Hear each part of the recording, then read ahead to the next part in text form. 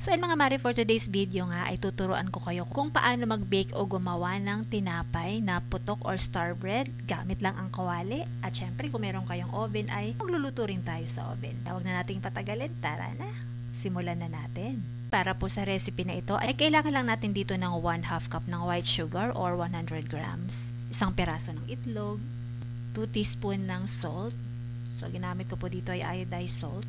And then 3/4 cup ng evaporated milk. Pero ako po ay ginamit ko lang ay 1/3 cup ng evaporated milk. So maglagay din tayo ng 1/3 cup ng water. So equivalent pa rin po siya ng 3/4 cup. 1 teaspoon ng vanilla extract para mabango-bango ang ating putok. O diba, ito lang yung putok na mabango, diba? So haluin lang natin ito hanggang sa matunaw ang asin at asukal.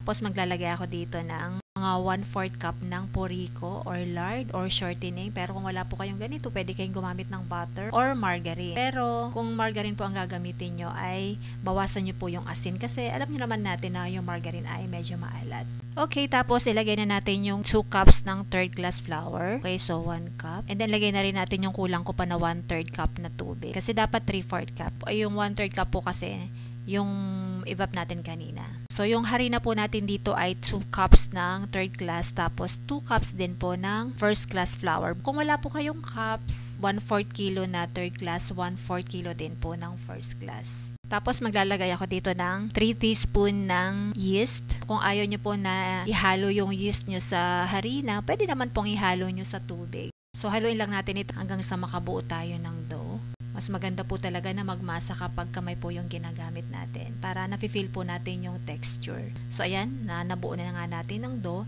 and then ininid po or mamasahin po natin ito hanggang sa maging makinis po ito. So pwede po kayong magmasa ng ganito, pwede rin po na gumamit kayo ng rolling pin, at pwede rin po na ganito.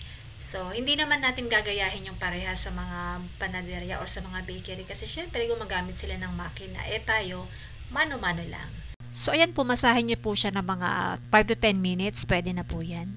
Okay, tapos next step naman na i-cut natin ito. Kung gusto niyo po para pare-parehas ang laki ng inyong mga putok ay timbangin niyo po. Lalo na po kung pang negosyo, ito pong gagamitin natin na plancha or tray ay nilagyan ko lang po ito ng shortening or lard para hindi po dumikit yung ating mga tinapay mamaya pag binig. So, and then ipipigura natin ito or bibilugin natin ito ng medyo siksik. So, ayan, nakagawa nga po tayo ng 22 pieces ng putok sa kalahating kilo. Meron po ako ditong hiniwalay na 4 na peraso at lulutuin po natin ito sa kawali para yung mga walang oven ay makakapagluto rin po ng ganitong tinapay. So, takpan lang natin ito at i-rest natin ito ng mga 10 minutes.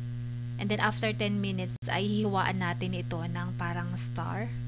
Okay, para pag naluto siya ay talagang pumuputok talaga siya sa sarap. Talagang masarap naman po talaga ito. Okay, so habang ginagawa ko po ito ay pinapainit ko na po yung oven na gagamitin natin. And then yung kawali po ay pinapainit ko na rin po doon.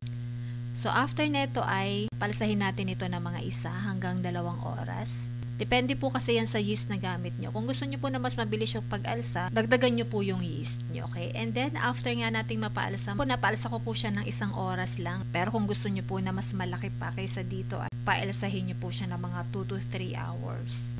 Babanyahan lang natin ito ng itlog, binating itlog, para makintab at hindi boring yung ating putok, okay? Ginagawa natin ito bago natin isalang. Yung isasalang na natin siya, ganun. And then, lalagyan po natin ng asukal. Sabay po natin silang isasalang. Ito po, ay bibake natin ito sa 150 degrees Celsius ng 20 minutes.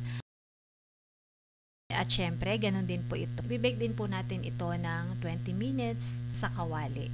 Low setting lang po ng apoy. And then, after 20 minutes, ay ito na nga yung ating putok. Luto na po siya.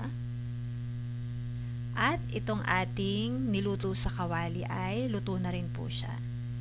So, ito, titingnan natin. So, unahin po natin itong niluto natin sa kawali. Ayan, malambot po siya. Maganda rin yung kulay niya. Siyempre, mabango po siya. Hindi po siya amoy usok. And then, ito naman pong niluto natin sa oven ay siyempre, malambot po yung loob niya. Tapos, yung ibabaw niya po ay medyo crunchy siya ng konti. Which is, ganun po talaga ang karakteristik ng putok. So, ayan po, nakabake po tayo ng tinapay sa bahay, gamit lang ang kawali. Kaya try mo na rin, kaysa bumili ka sa labas, explore din tayo and experiment. Thank you for watching. Bye!